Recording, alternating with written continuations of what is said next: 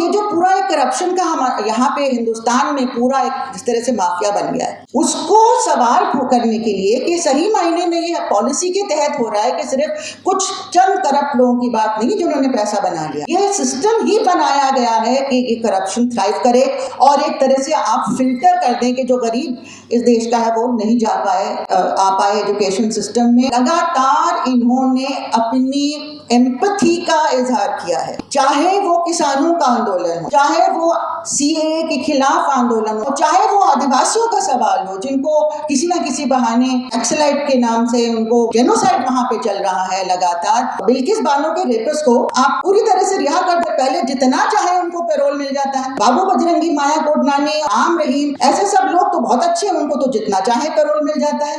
ऐसे लोग राज कर रहे हैं। इस सरकार के आने के बाद एबीवीपी जो भी कह देती है, कितनी तोड़फोड़ करे, कितने लोगों का सर फोड़े, टीचर्स को मारे, जो गॉड्स है उन्होंने रिजेक्ट कर दिया। गॉड्स ने इनको जो भी इन्होंने कोशिश की, पूरी बेल्ट है, चाहे वो श्री राम हो या श्री कृष्ण हो मथुरा में, या चाहे शिव जी हो काशी में, वहां ये रिजेक्ट, इनकी पॉलिटिक्स रिजेक्ट हो गई। तो 3 नए कानून लाए हैं, ये तो जानलेवा है। हमारी यूनिवर्सिटी में, हमारी पाठ्यक्रम में, हमारे कोर्सेज में, हमारे क्वालिटी ऑफ एजुकेशन में ज़बरदस्त प्रहार हो रहा था और कई सालों से चल रहा है। पूरा ढांचा क्रम्बल कर रहा था, आज तो पूरी तरह से क्रम्बल हो चुका है। उसका मैनिफेस्टेशन आपने देखा है कि किस तरह से हर जगह पेपर लीक हो रहे हैं, कैंसिल हो रहे हैं एग्जामिनेशंस, कुछ बच नहीं रहा है, कुछ हाथ में नहीं आ रहा है, सब गिरता जा रहा है। तो ये शुरुआत काफ़ी पहले से चल रही है। उस दौर में दुनिया का इतिहास आप देखेंगे, पंचोली सर ने हमें हिंदुस्तान के जितने हमारा आंदोलन था स्वतंत्रता का, उसके बारे में आपको बताया, लेकिन पूरी दुनिया में ये बात सही है। चाहे आप वियतनाम को ले लीजिए, जहाँ पे स्टूडेंट्स अमेरिका में अपने घरों को छोड़ के चले गए, चाहे आप देखिए कि हाल में किस तरह से प्रोटेस्ट वहाँ चल रहे हैं कि गाजा में जेनोसाइड चल रहा है, खुलेआम सबको दिख रहा है।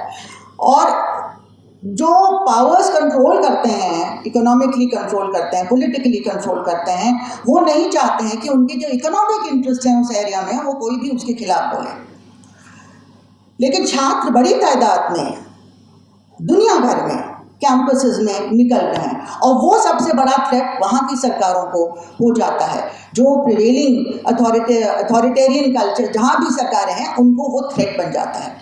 तो यही चीज़ हमारे आपने देखा होगा हिंदुस्तान में, यही चीज़ हिटलर बहुत अच्छी तरह से जानते थे। जर्मनी में जो एक फैशिस्ट सरकार चल रही थी, वहाँ पे सबसे पहला अटैक यूनिवर्सिटीज़ पे था। यूनिवर्सिटीज़ को डिसमेंटल करो, क्योंकि थॉट प्रोसेस जो है एक देश का वो वहीं से निकलता है, सिर्फ वहाँ से नहीं निकलता है, लेकिन वहाँ पे एक तरह से वो सिस्टमाइज हो जाता है। आपको एक ट्रेनिंग मिलती है क्रिटिक करने के लिए, आपको ट्रेनिंग मिलती है आर्टिकुलेट करने के लिए, और आपको ट्रेनिंग मिलनी चाहिए जो हमेशा नहीं मिलती है, एम्पैथी में, कि दूसरा क्या सोच रहा है, दूसरे के प्रति आपका जो संवेदना है, वो ट्रेनिंग आपको एजुकेशन देता है सही मायने में, अगर एजुकेशन है तो वही सबसे बड़ा थ्रेट है।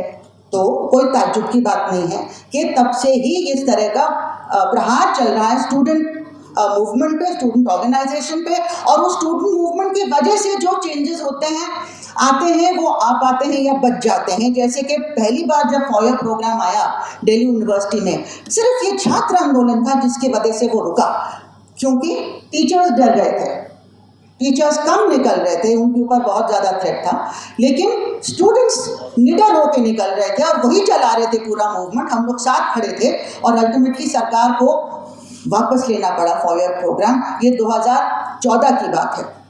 इसके बाद जब जितने भी नेगेटिव चेंजेस हमारे एजुकेशन सिस्टम में आए हैं, पॉलिसीज़ आई हैं, और लेटेस्ट नेशनल एजुकेशन पॉलिसी जिसके तहत ये सेंट्रलाइज्ड एग्जाम, जिसके तहत ये पूरा करप्शन का एक वॉल्केनो आप कहिए, अब इरप्ट होके दिख रहा है सबको, लेकिन वो अंदर से तो करप्शन चल ही रहा था। एक अनअकाउंटेबल बॉडी है वो, मतलब एनटीए नाम की, जो एक रजिस्टर्ड सोसाइटी है लेकिन पार्लियामेंट से अप्रूव नहीं है, और वो अपने 15-20 एम्प्लॉयज़ जो कॉन्ट्रैक्ट पे हैं उनके साथ मिलके दुनिया भर के एग्जाम्स पूरे देश में चला रही है, नॉट ओनली एडमिशन के बट रिक्रूटमेंट के। क्लियरली वो सारा आउटसोर्स कर रहे हैं, और आउटसोर्स ऐसे लोगों को कर रहे हैं, ऐसे डूबियस कंपनीज को कर रहे हैं जिनका रिकॉर्ड खुद बहुत खराब है, जिनका अरेस्ट पहले हो चुका है लीकेजेस के मामले में और ऐसे मामलों में, और फिर नाम बदल के वो चला रहे हैं। तो ये जो पूरा एक करप्शन का हम यहाँ पे हिंदुस्तान में पूरा एक जिस तरह से माफिया बन गया है, उसको सवाल करने के लिए कि सही मायने में ये पॉलिसी के तहत हो रहा है कि सिर्फ कुछ चंद करप्ट लोगों की बात नहीं जिन्होंने पैसा बना लिया है, ये सिस्टम ही बनाया गया है कि ये करप्शन थ्राइव करे और एक तरह से आप फिल्टर कर दें कि जो गरीब इस देश का है वो नहीं आ पाए एजुकेशन सिस्टम में, और पूरा कंट्रोल आइडियोलॉजिकल पूरे सिस्टम में रहे। रिक्रूटमेंट में तो कर ही रहे, अब एडमिशन में भी हम कंट्रोल करें। तो ये जो एक सोच है, इसको चैलेंज करने वाले सबसे बड़ा खतरा बन जाते हैं हमारी जो सरकारें इस तरह का मुहिम चला, इस तरह के जो फैशिस्टिक जो उनकी टेंडेंसीज उनको चला रहे हैं। तो इसमें जो भगत सिंह छात्र एकता मंच और बाकी जितने संगठन यहाँ पे हैं, मंच पे हमारे आयशा के साथी भी हैं और भी जितने साथी हैं यहाँ पे कलेक्टिव के हैं, तो लगातार इन्होंने अपनी एम्पैथी का इजहार किया है।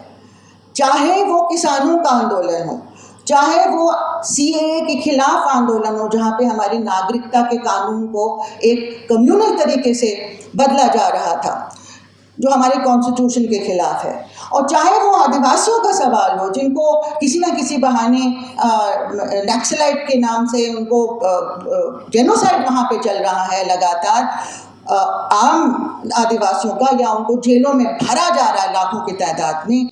और जो बुद्धिजीवी, जिनको हम बुद्धिजीवी कहते हैं, जो university professors, lawyers, students, journalist, उनके लिए आवाज़ उठा रहे हैं, उनको भी जेलों में डाला जा रहा है।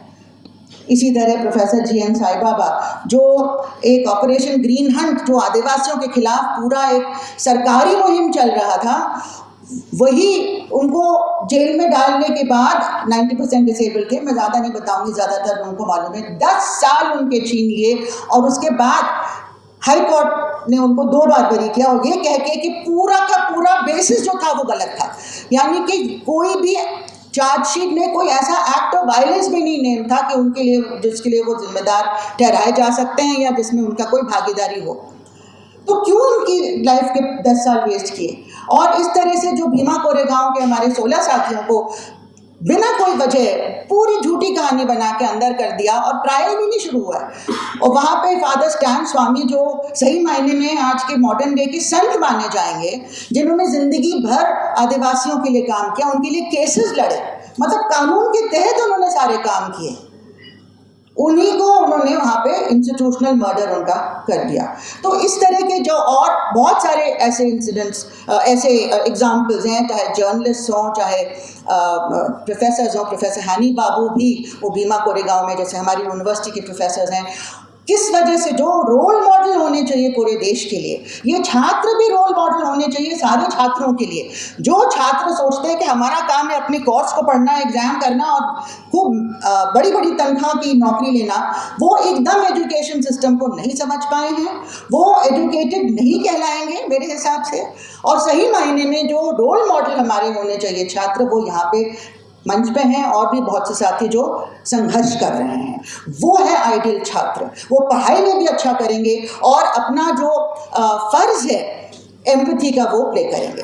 तो जिस तरह से आप देखेंगे साथियों के पिछले आप एक डेकेड में जो दुनिया भर, विश्व भर की जो पूंजीवादी ताकतें हैं, उन्होंने ऑपरेशन ये वॉर ऑन टेरर के नाम से किस तरह से दुनिया के सारे रिसोर्सेज को हड़पने की कोशिश की, particularly the oil in the middle east. और उसके बाद जो एक डेकेड आया, उसमें आया वॉर ऑन द इंटेलेक्ट। आपने देखा सारे पूरे दुनिया में एजुकेशन सिस्टम पे अटैक हुआ है, जो हमारे साथ हो रहा है, और वो गैट्स ट्रीटी को इस्तेमाल करके पूरी दुनिया में वही किया जा रहा था, पूरा डिसमेंटल किया जा रहा था, हूबहू वही स्क्रिप्ट। और तीसरा, जब आप ये जो डेकेड है वो है वॉर ऑन एम्पैथी। कोई किसी और के लिए नहीं खड़ा हो, कोई, जिसको हमारे प्रधानमंत्री जी कहते थे आंदोलन जीवी ना बने। आंदोलन जीवी यानी कि तुम्हें क्या पड़ा है उसके लिए बोलने के लिए, मतलब कोई तुम्हारा मकसद होगा, तुम अर्बन नक्सल हो गए तभी तुम उसके लिए बोल रहे हो। अगर गरीबों के लिए खड़ा होना, उनके लिए हमारे दिल में जगह होना, हमारे दिल में आग भड़कना इनजस्टिस के खिलाफ, अगर वो अर्बन नक्सल कहलाता है तो हम अर्बन नक्सल हैं। गिरीश कर्नाड ने भी एक पोस्टर पकड़ा हुआ था कि मैं अर्बन नक्सल हूँ, पकड़ो मुझे। उनका हक है वो डेमोक्रेसी में, और उसको एक्सरसाइज करने के लिए आप उनको पनिश नहीं कर सकते। वॉल राइटिंग, अरे वॉल राइटिंग कौन नहीं करता है? और सबसे जो खराब स्लोगन्स लोग लिखते हैं कम्युनल और जेनोसाइडल, उनके खिलाफ कुछ नहीं किया जाता है। क्या कोई रूल ऑफ लॉ है इस देश में कि नहीं है? आप बिल्किस बानो के रेपिस्ट को आप पूरी तरह से रिहा कर दे, पहले जितना चाहे उनको पैरोल मिल जाता है। साईं बाबा को एक दिन का पैरोल नहीं दिया आपने, एक दिन का नहीं दिया। उनकी माँ की डेथ हो गई, उनको अलाउ नहीं किया जाने के लिए। बाबू बजरंगी, माया कोडनानी और बहुत सारे, राम रहीम, ऐसे सब लोग तो बहुत अच्छे हैं, उनको तो जितना चाहे पैरोल मिल जाता है। वो इस रजीम के काम के लोग हैं। तो यहाँ पे पूरा इन्वर्टेड हो गया है कि ऐसे लोग राज कर रहे हैं, जो बेईमानी के वॉल्केनो पे खड़े हैं, उसको बढ़ावा दे रहे हैं, उसका फायदा उठा रहे हैं और अपनी एक particular kind of ideology, communal politics खेल रहे हैं और पूरे रिसोर्सेज पे कब्जा करना चाह रहे हैं। फाइनली पूंजीवादी ताकतें इनके साथ मिली, उन्हीं के इशारों पे हो रहा है कि हमारा व्यू है डेवलपमेंट का, जिसमें चंद लोग विश्व के सबसे अमीर लोग बन जाएं और मैक्सिमम लोग पॉवर्टी लेवल के नीचे चले जाएं, डेस्टिट्यूट हो जाएं, और सारा छिपा दो, फिगर्स छिपा दो, डेटा मत दो। लेकिन पूरी दुनिया को मालूम है इंटरनेशनल फिगर्स, डेटा है। तो ये जो पूरा चल रहा है हमारे देश में, इसमें हमारा राइट ही नहीं होता है, हमारा धर्म है। जिस मायने में, मतलब जिस मकसद से धर्म का मतलब जूची गीता में लिखा गया है, ये हमारा धर्म है, ये हमारा कर्तव्य है कि हम खड़े हो जाएं इसके खिलाफ, नहीं तो हम इसमें भागीदारी हो जाते हैं।